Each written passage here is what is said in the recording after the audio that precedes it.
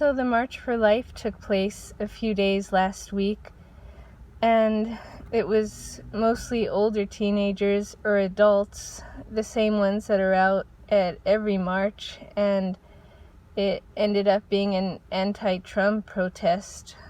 Just like the rest of them, there was trash everywhere, signs thrown, people didn't know why they were out there, people dressed in costumes, one big freak show.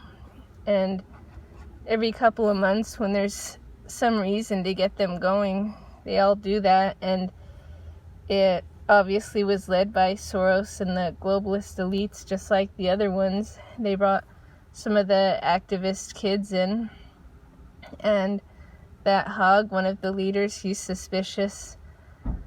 A lot of people have photos of him from another school in California, even graduating already, and I don't know if those aren't real. It's never good when anyone puts out any kind of false news, but there's something suspicious about him and this whole push, and this whole thing seems well orchestrated, all of it, and they're going after the easy target. They're not protesting those sheriffs that sat in their car. They're not protesting how poorly the whole investigation, the whole thing was handled.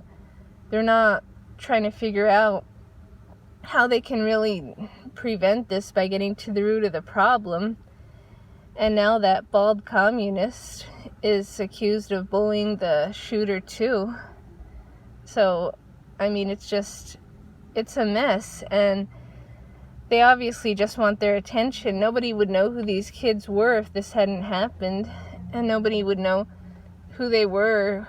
They wouldn't make the news so much if they just had a lower profile, but talked about the important things about how everyone can get better to prevent this, and stayed on the down low since they knew that they bullied this kid, which it, on top of a whole lot of other things, made him snap, as well as him being known to sheriffs and him being known for not having good mental health. They don't address any of that at all. All it is the Second Amendment. That's it.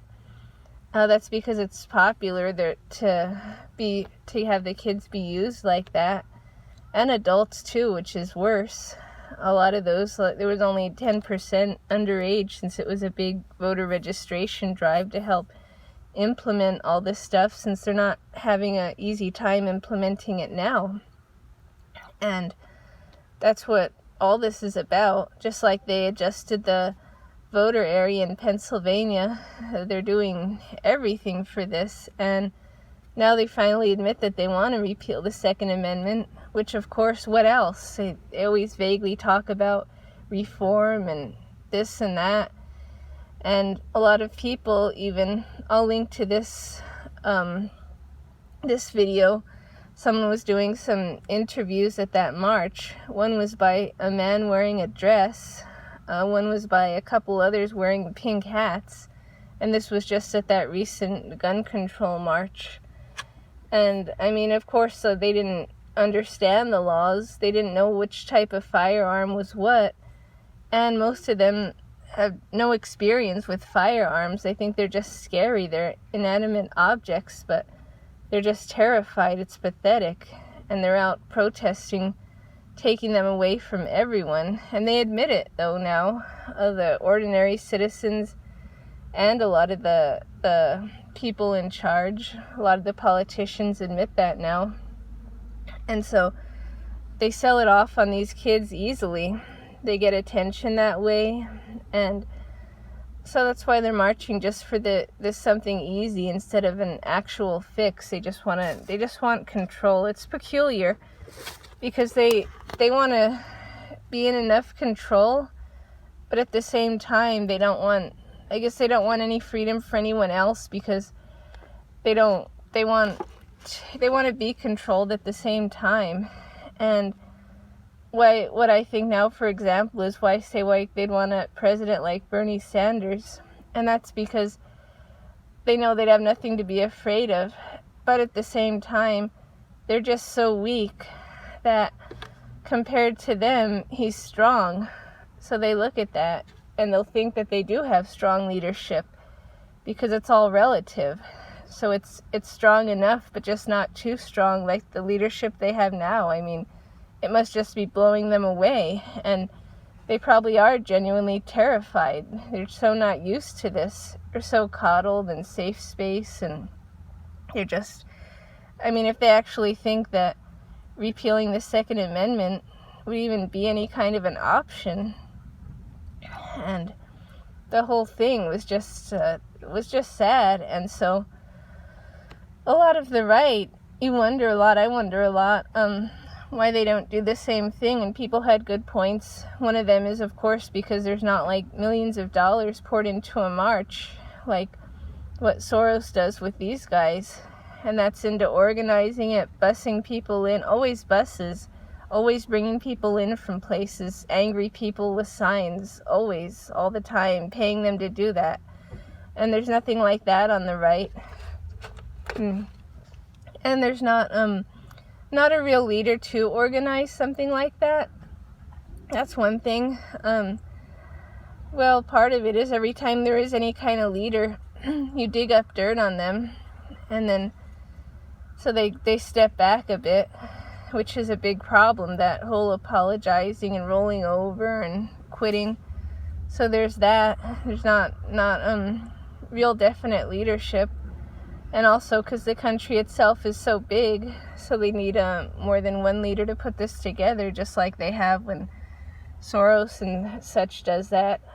They used to advertise this on Craigslist and different websites where they'd pay them to come out there and protest against guns, against anything, pay him a good amount, which is nothing to him. And so that's why that, though it seems like it's just some organic thing that kids are doing, it's well organized. That's why it seems like it's been organized for a long time. Whereas the alt-right doesn't really have that. And then secondly, they do have something like Charlottesville, even following every rule, they get attacked by the mob and then blamed for it. And at best, they're blamed for half of it when they didn't even do anything. Nobody there was coming out angry. It's insane how that is. So you plan ahead, you have one thing, stuff goes wrong, the media just exaggerates it so much, and then it gets people in trouble, like that the kid was protesting with his flag, and then he got expelled from school just for being there. That's it, just for being in that spot. And so there's a lot of that, and I think it deters people, unfortunately, when that's all the more reason to go out there and do that.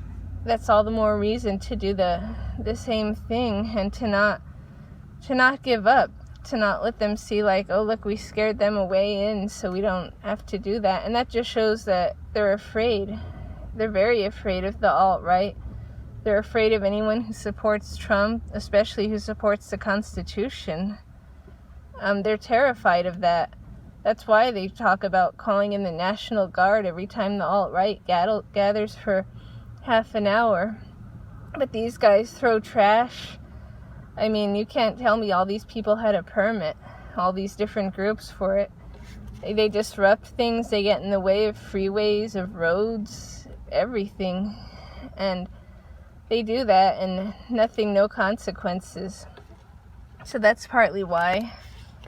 And it's a whole, when the right sees that, they just want to be different. That's another kind of problem, because that kind of stuff's working, where even though the one on the right wouldn't be orchestrated like that, if there were enough, then the news would have to cover it.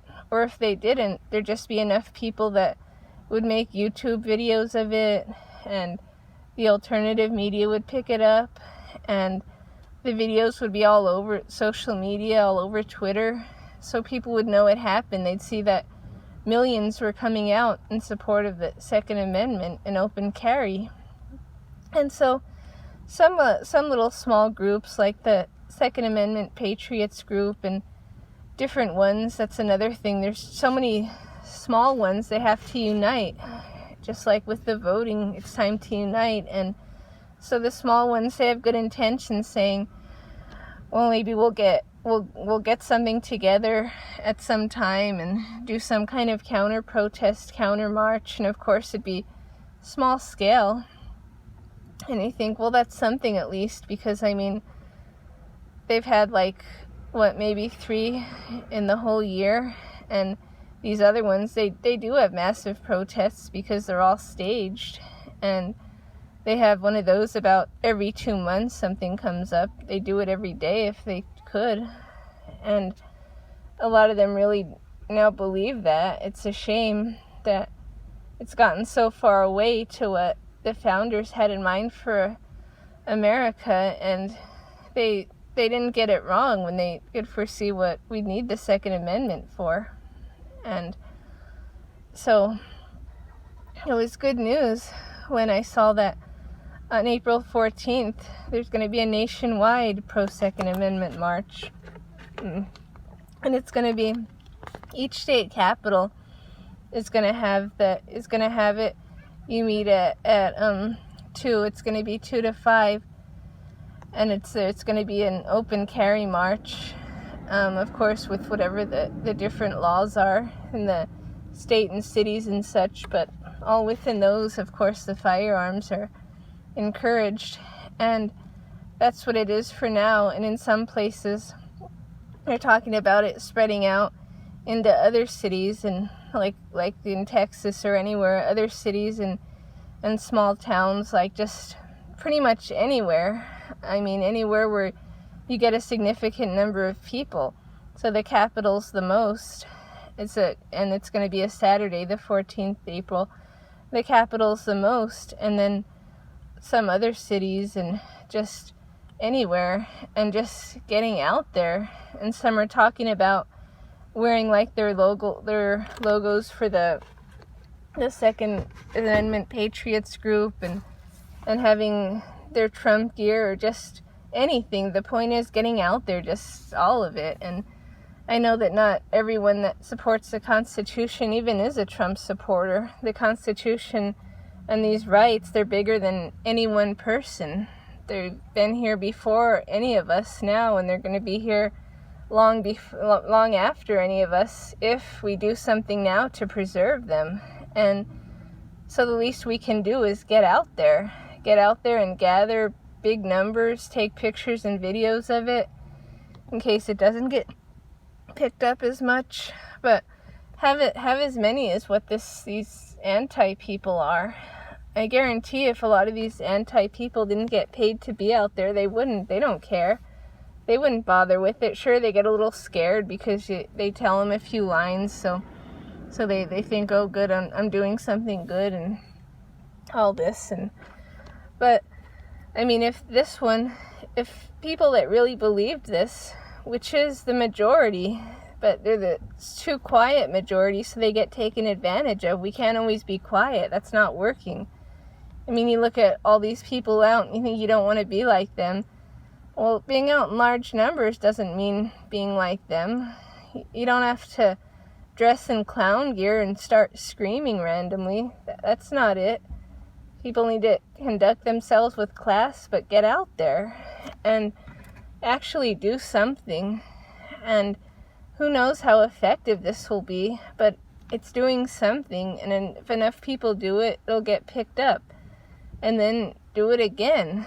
This will be about 2 weeks from now, and have another one the next month, or just keep having them the way they keep having them, just so we can show the government that we know what's going on. We're still for the Second Amendment, and we're watching, because they just think people aren't. They think people are kind of asleep. They think people are just sort of not too aware or not too concerned. I don't think they get it, because they try to paint the picture that it's only a fringe group that's real concerned about it, and that's real, that wants to keep their guns and such, when it really is more the majority of Americans. Some don't feel they can't say anything about it, and some really don't see the magnitude of this threat, honestly. Some don't see that sitting back for the last few decades, brought it to near socialism. So now is the time to just have to act fast and to do a lot to unravel a lot of what's happened, a lot of these laws, a lot of these anti-Second Amendment laws, and to make sure they go no further. Because staying in and letting all these activists out there, it makes it look like that's it. And it paints the picture, of course, by the media slant, that that's what America is now, but it's not.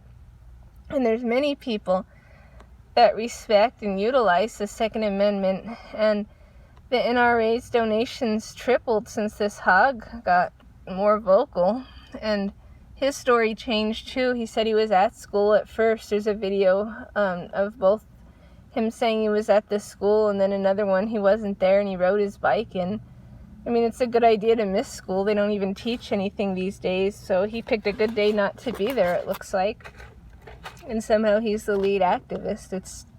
The whole thing's bizarre. And the thing is with this is an actual, I guess what they'd call grassroots or something. That term got hijacked, but it actually is just sort of an organic gathering. It started on Facebook, and so you see it going around a lot where they have like, you check off the box if you're interested in it, if you're going to it and such, and you get it around. I mean, there's over 100,000 people so far. It's only been a couple days, and there's probably more by now. Haven't looked at it today, and it just floats around there and on other social media, I'm sure, and people are telling people, and a lot are just so enthusiastic to get out there, and they're just ordinary people. They don't have an agenda. There's no politicians asking us, no one in Congress talking about that. I mean, Trump didn't even tweet about it yet. Hopefully that it gets picked up so that he can. I mean, if he does, that would be amazing.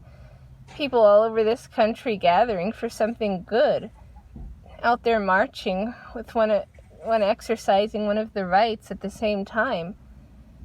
You kind of think of it as a little bit of healing for the country, because it's had all these demonstrations with all this strange stuff for over a year. And imagine just something a little more wholesome, more normal in these large numbers, and having that get picked up. And of course, I see the problem, what it's going to be. It's not going to be without counter protests. And the counter protests are going to be the innocent ones.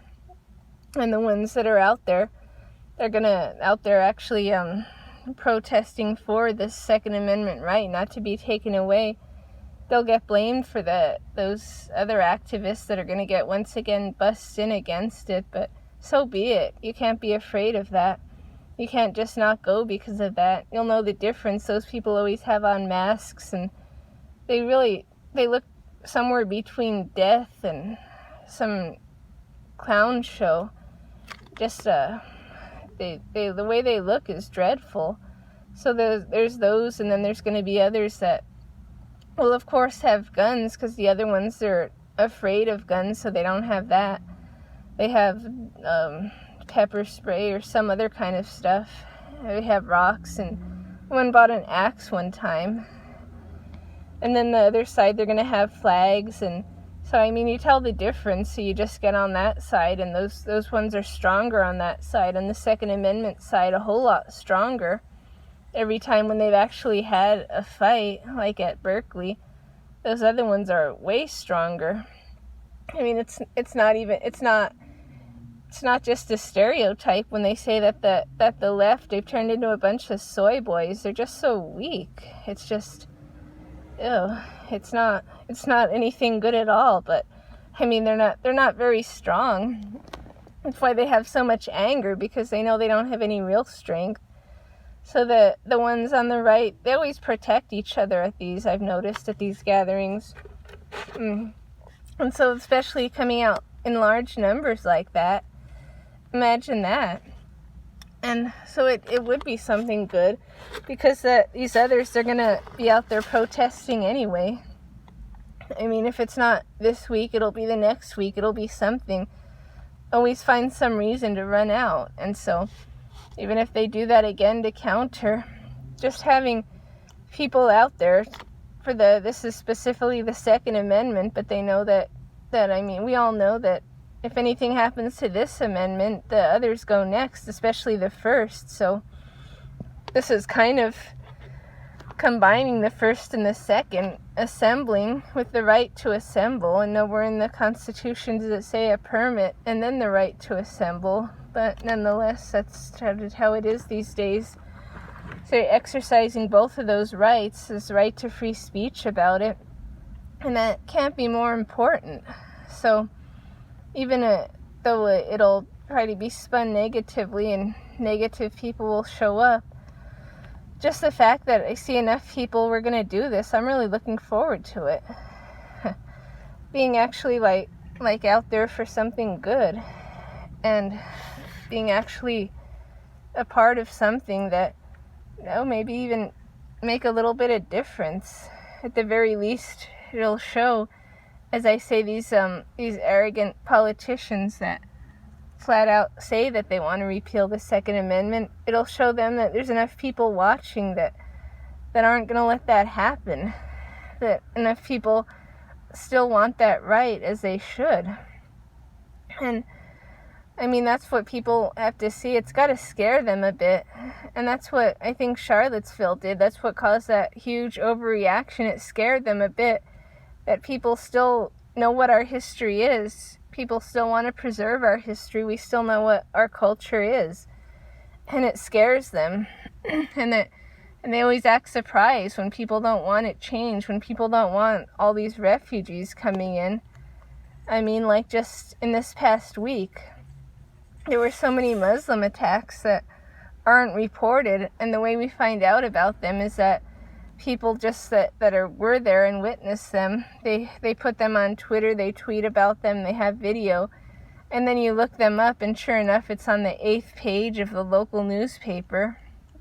And all those are new. That those didn't start start around 2011, but they didn't become a regular thing until 2015, when the refugees came, and they're having acid attacks and all kinds of things. And this is in England and in Sweden, but it could easily be here, because these same people are trying to get here, and these same liberal politicians are trying to bring them. They're trying to disarm the founders' descendants at the same time as bring in this new incompatible culture. And it's all planned. It's none of that's by mistake. And when they see enough people see what's going on and stand up to that, it terrifies them a bit. It has. And each gathering terrifies them a bit more. So they need to see more and more gatherings. They need to see the support of the Second Amendment. They need to see the NRA and the Gun Owners of America and all these other gun organizations have their membership and their donations increase. And people have responded well to that more and more. And as long as this gets drawn out, they keep getting more. And as long as these demonstrations and anti-gun things get drawn out, people are getting tired of that and they're turning against them. Kind of like that Me Too thing. They pushed too far with that. And then now I don't even hear about it anymore. I think they realized they overstepped their boundary. And so they just had to quit that. At least for now. I'm sure it'll be back. But the same with this. They go on. And then when they said that they want, one of those old justices was talking about, time to repeal the second.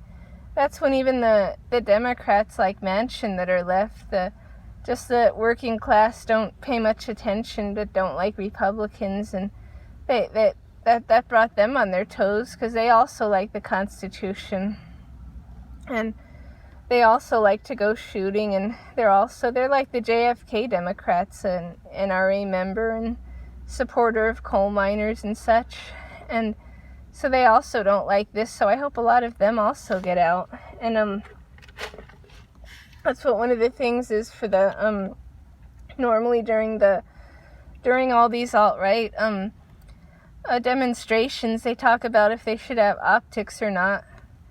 And that's one thing I noticed, like I say, there's so much sort of disagreements within these, which is unfortunate.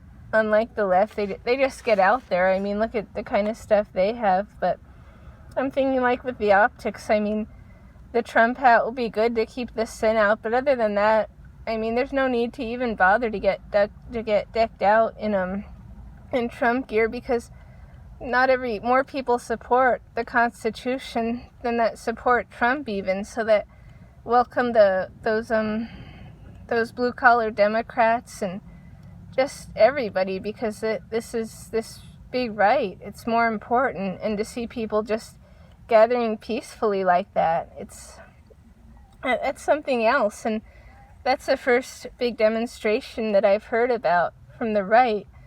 I mean, the Charlottesville was made big, but it was just there, and it was to protest the statue being removed, and it became a worldwide thing. And it was nice. The torch lights, all that was nice. I mean, I'd like to have that again, have something like that.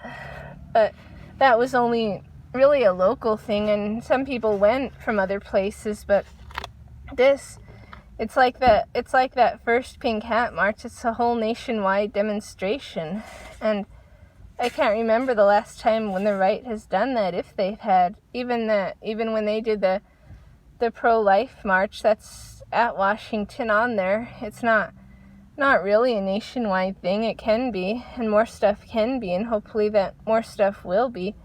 But this is the first that I've heard of that. And also when it comes to all across this land, I mean, I forget sometimes even when there's talk, maybe there's this kind of talk with every president, but when some people say that they think that Trump will be the best president down of all time, and then when they mention like some of the other presidents, they mention like Andrew Jackson and George Washington and different ones, and forget sometimes that they didn't have a huge landmass and a huge population to take care of. They didn't have that. I mean, and Trump, he has this whole country on his shoulders, and he's going it all alone, and he's doing the best he can. And that's something that's really never happened before. I mean, so much division, and I mean, he's doing so much in such a short time and making things so much better, despite the opposition from just about everybody in Congress. It doesn't matter the party, really. Just about everybody opposes him there, and a lot of people, they have the wrong information, so they do too, and yet he just keeps on. And you know, he's really doing this, just like someone said, it's like the founders sent him to save this country and get it back. And so when you think of that, a lot didn't have so much to do. Maybe at their time, maybe they did, but in size anyway, they just had a small part, and it was all a smaller scale, just like all the campaigning had to be done on horseback, but you didn't have such a big area. Everything's expanded. So, I mean, it wasn't necessarily easier then, but there were fewer issues. There were fewer security threats from within, especially. It wasn't divided that much, though it has been divided other times, and in the 60s very divided too. The division's been there. It's not, I guess, not anything too new. It just seems more now.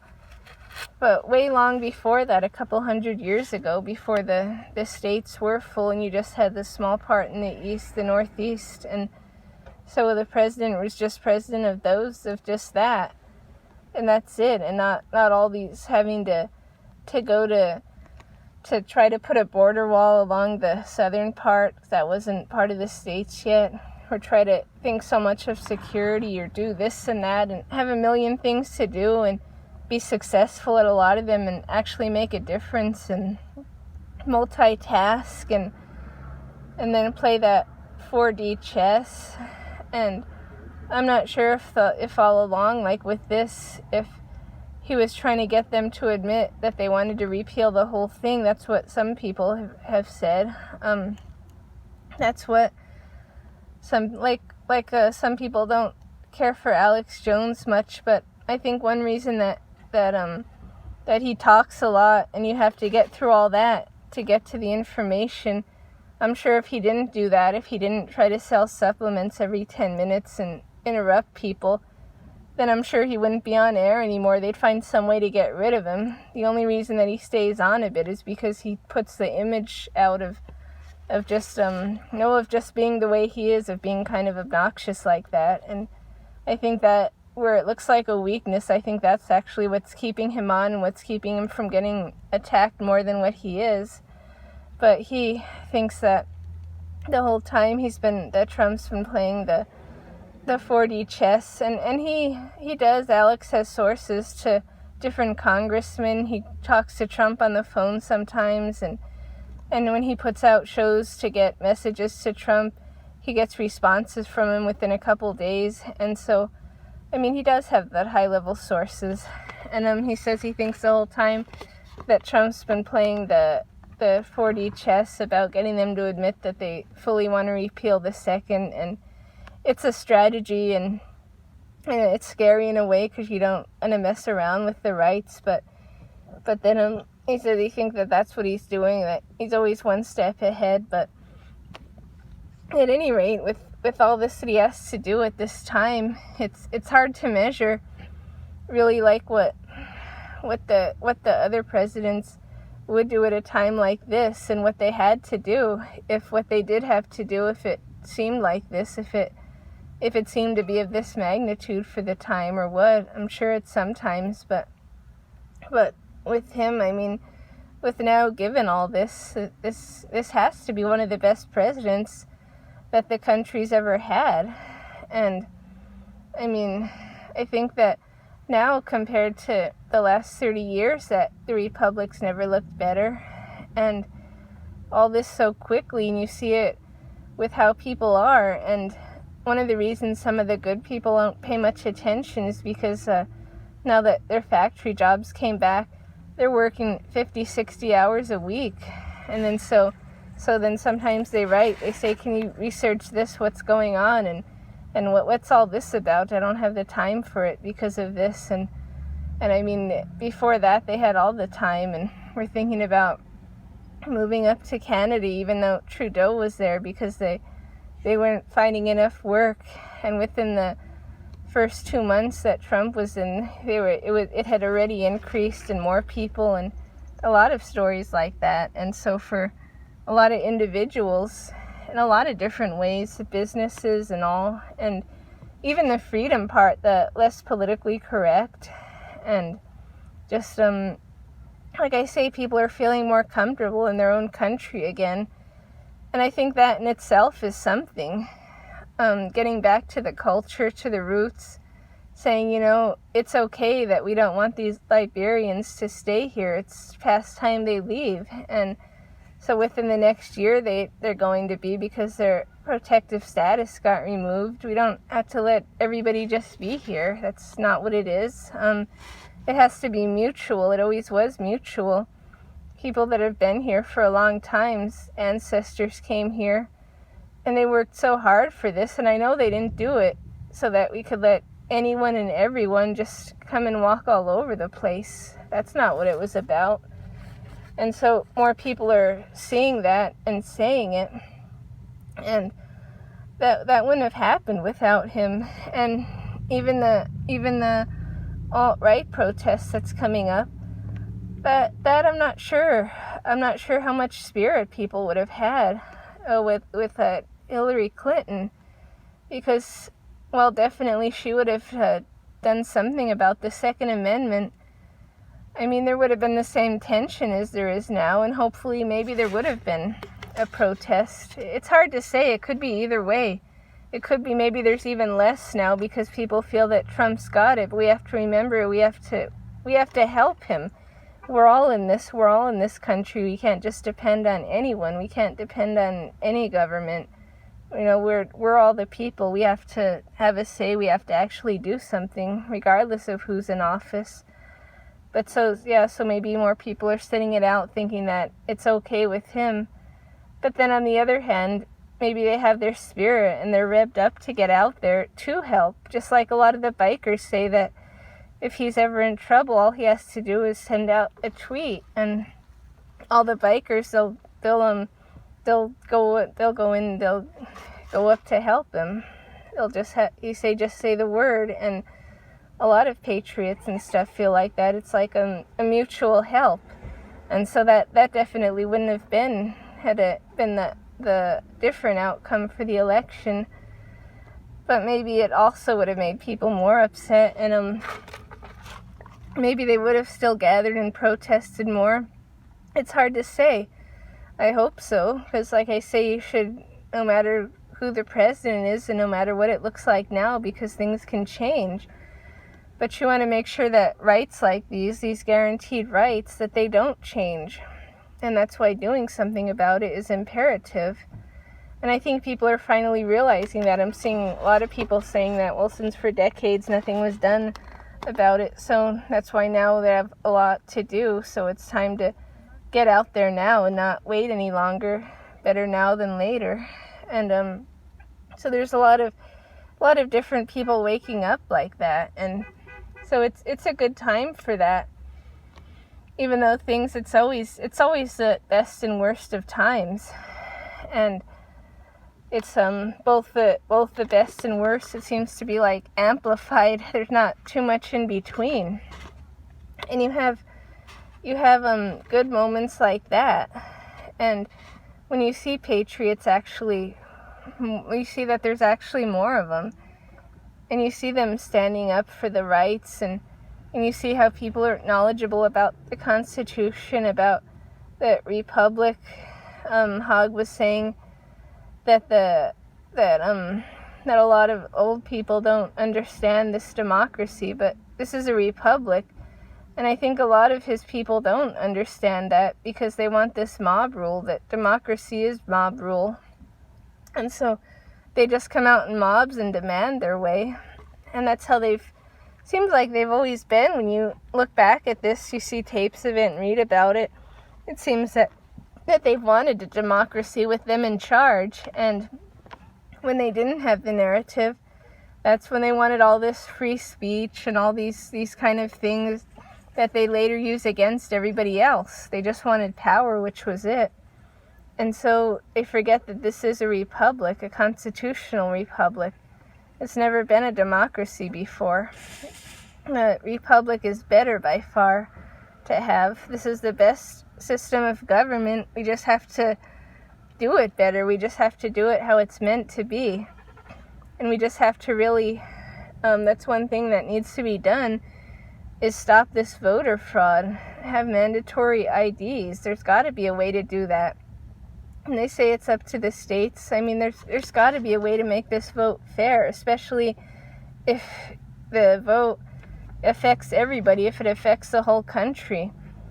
I mean, you would think that they wouldn't mind an ID for any reason, but if it affects the whole country and not just the state that doesn't want one, then they really should have one. They should have a law like that. Each state should have to pass one for general elections, for something big that would make a difference.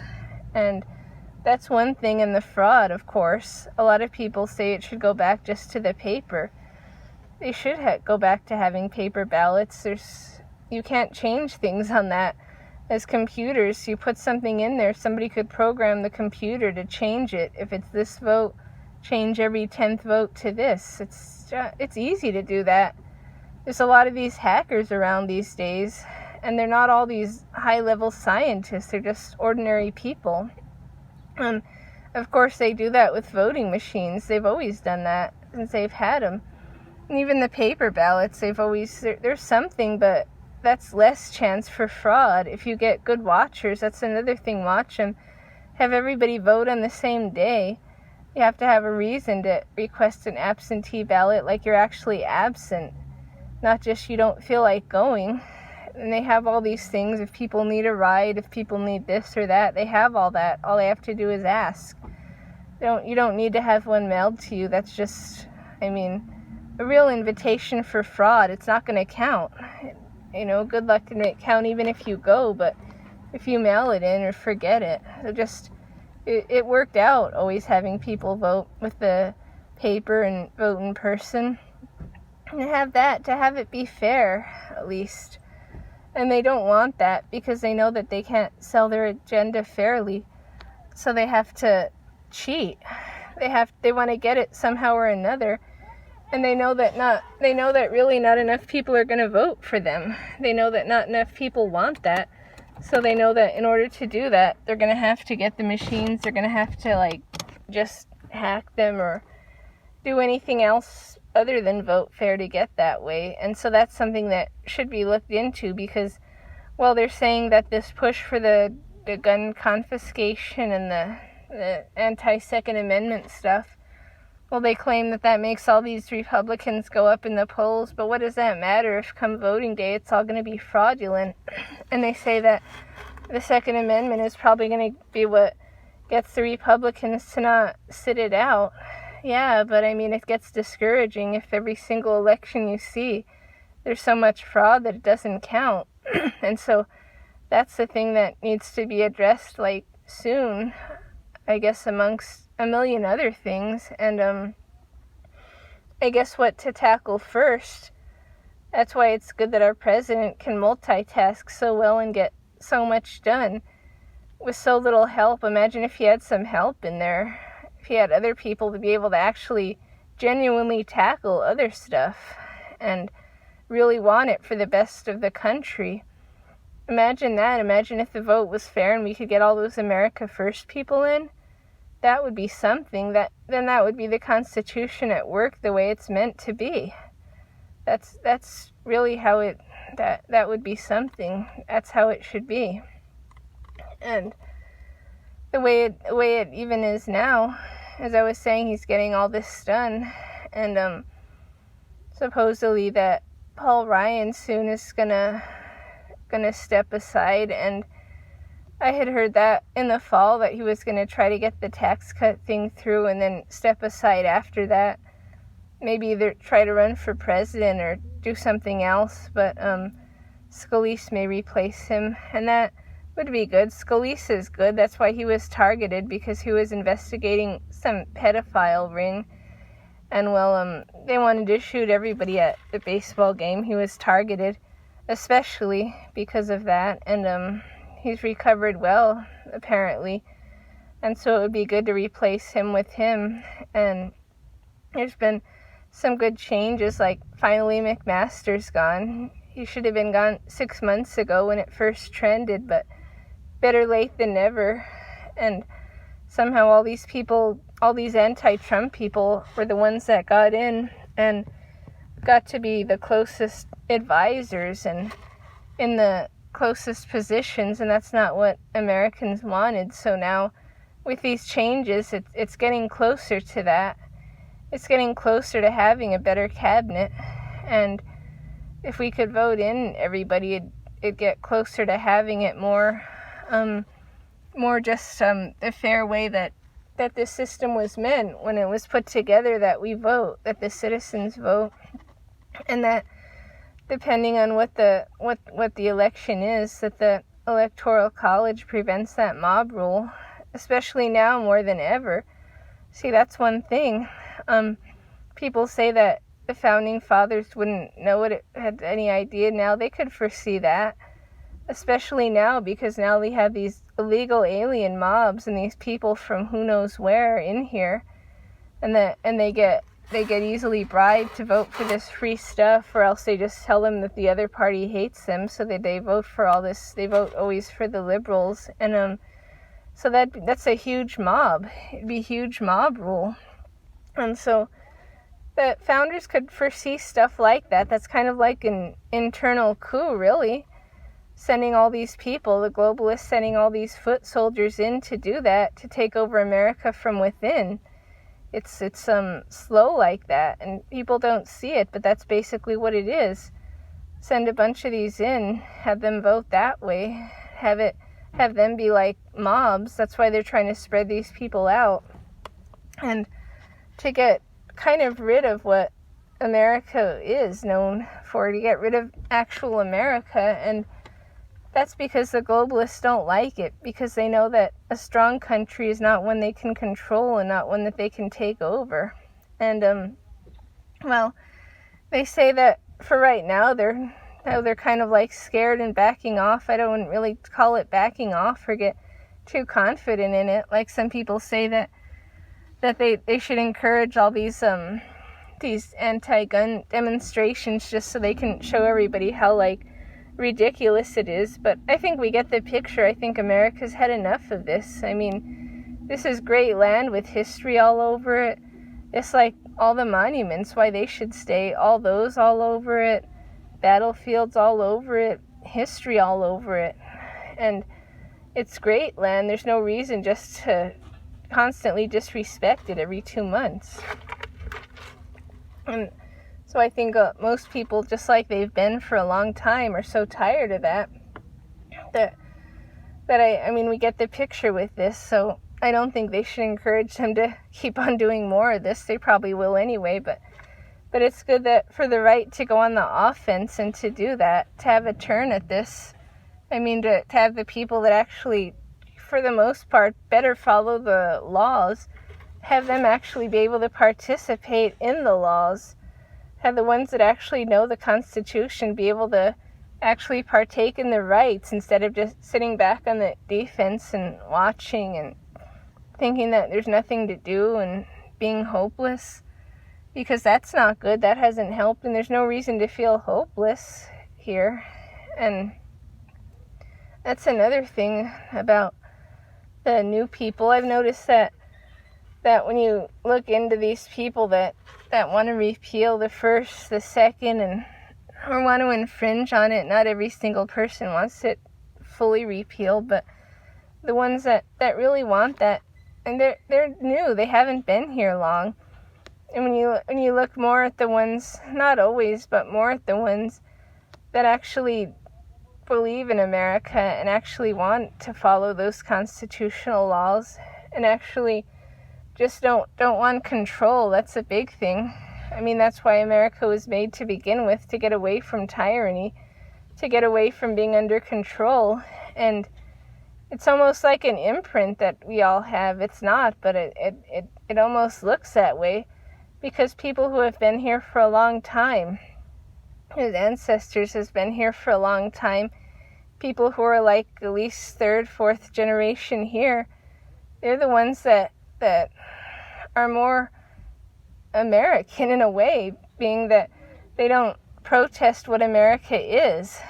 They don't want to change all these rights, to amend them, and they're just not constantly disrespecting it. Whereas the ones that are new here, they're like coming in with a bang and wanting to change it. And I've seen that pattern.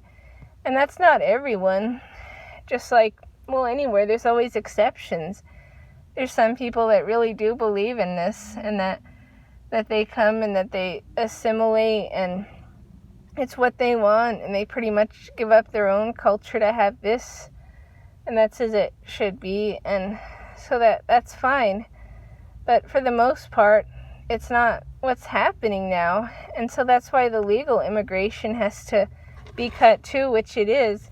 But I think people are starting to realize that that's a big reason, that it's not so much are you legal or are you illegal, but being legal, it can be more of a problem if somebody's here illegally, but they still hate it.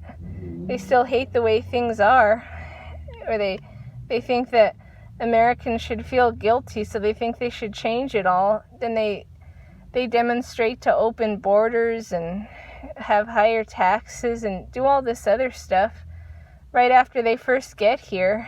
I mean, that's just something that we don't need, and people are starting to see that. And those are the legal ones doing that for the most part. The only ones illegal that are doing it are those dreamers, because once again, they're being put up to it. But it's the legal ones that are new that aren't adjusting well. And I'm sick of it, and so are a lot of people. You know, I mean, you knew what it was like before you got here. You knew the laws of this land. You knew the people here, and you knew who was here, and you could have looked all this stuff up. and you get here, and it's not for you. Instead of going back, you try to change all this and walk around angry. That's not needed. And people are tired of those kind of people just pretty much running the show.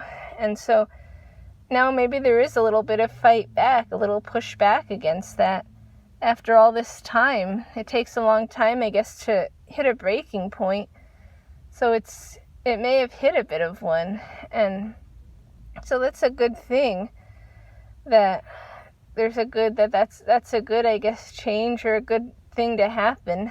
And maybe there will be more of that, and some more positivity coming, not just from this, but just all around, as more of the patriots come and not be afraid to just be who they are, and not be afraid to be against all this new stuff, and not be afraid to be for the Constitution and for Trump.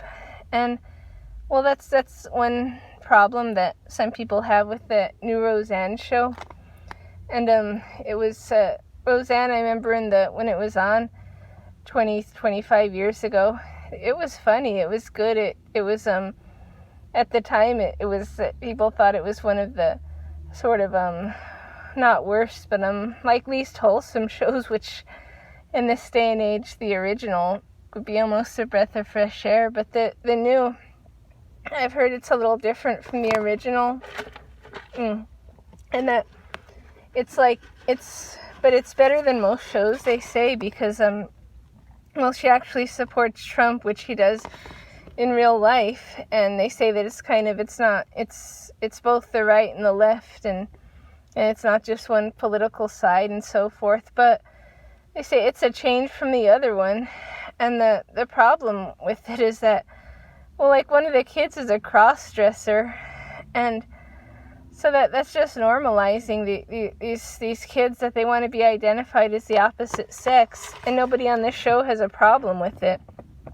Nobody, and they let them do that. And so what they're doing, they're they're trying to soften the image of the Trump supporters. They're making it look like the Trump supporters are like this pro-transgender, anything goes, and love multiculturalism and all this stuff that really isn't true. There's a lot of Trump supporters. Some might be, and I mean, some might enjoy this show. Maybe it's funny, but I just don't. Well, why they had to do that? Why can't they have the kid be normal? The rest of it's okay. Doesn't mean everyone on there's got to support Trump or whatnot, but I just mean, you have to have some kind of token gay kid in order to get on primetime these days. And that's still one of the more wholesome shows, even despite all that. And I don't know why they did that. And I don't know if they did it, like I say, because they wouldn't have been able to get on without doing it. But it's just why. That stuff's everywhere. And those people are 0.003% of the population.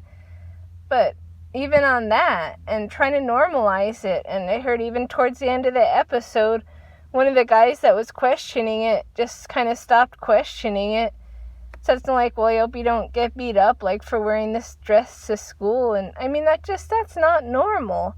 And I don't think a lot of people do that. I don't think a lot of kids do that. I don't think that's as typical as they're telling us. So I don't know why they had to ruin the Roseanne show like that. It could have been good if it would have came back just the way that it was, and just expanded for the times of now. But you don't have to add in the social justice along with it, especially if you're going to be more of a pro-Trump show, which, of course, like a lot of the media, but even Breitbart, a lot of news, they're putting it on as a pro-Trump show, probably just because it's not anti-Trump. But I mean, that's not a representation of the Trump supporters. And that's not a representation of most of how the Americans are. I mean, if they want a representation, they should go to the shooting range. They should tell that kid that's dressing up like that it's not Halloween to go and put on some normal clothes before you get to school, or tell them, yeah, you probably will get beat up, but maybe that's what you need in order to wake up. I mean, I wish they wouldn't have done that to the show. And that's the problem I have with it. Otherwise, I'd probably enjoy seeing it. But it's gotten to that point where people are so expecting that almost. And a lot of people pointed this out. So not everyone is, but it's like you're either expecting it or they want you to expect that. And so you can't be like fully pro-Trump, but yet other shows can be like fully anti-Trump, totally to the core. But yet on this one, like about half the characters are and half aren't, and it barely squeaked by. And that's just a shame. I mean, make one show that's just all like hardcore supporters and that just do stuff. Make one show where they have barbecues and go shooting and go out to the woods and do real stuff. Have one show about that and go all the way. And it's a shame because I know she's not afraid. And well, maybe it's I think also because she's one kind of in the middle, so maybe actually probably doesn't actually mind all that stuff. But it's like it'd be refreshing just to have one thing that excluded this kind of virtue signaling stuff that's not normal, but that they're trying to make it normal. Stuff that was considered a mental illness if they were really serious, but when it comes to a kid, a lot of the time they're probably just playing around. And before, the adults they wouldn't go along with that, they wouldn't play along with it, but now that they're playing along with it, it's just and it goes too far. And with the adults, it was considered some kind of mental illness. There was help, now there's not help. And the people that are that way, they have a higher suicide rate, and even after they get that surgery from the military, they have an even higher suicide rate afterwards. And I can see that. I mean, because it's a shock. You're still not happy. You feel even more strange, I'm sure. That just shouldn't even be allowed. It shouldn't. And so making all this normal for kids at a normal age and having that on prime time, that's one thing I wish they wouldn't have done to this show. And other than that, this show was normal. That's probably why they did it to it. So that's just another thing, because the show came out for the first time in about 20 years the other day. And I had read about it a few months ago that that's what they were going to have in it. And sure enough that it did. And so that's just another thing. But Trump liked it because it actually wasn't an anti-Trump thing. And I guess for now that's as good as it gets for not being full anti-Trump and for not being a completely social justice warrior type show. And but anyway, we'll see how the marches go, and and then we'll see how the Second Amendment legislation, it's still, I guess, in the works. Nothing has come of it yet. They say that they don't think they'll make any changes to it now, especially until November at least, which is why that the fraudulent voting thing has to be the next kind of thing that's a priority. So we'll be seeing how that goes. So until next time.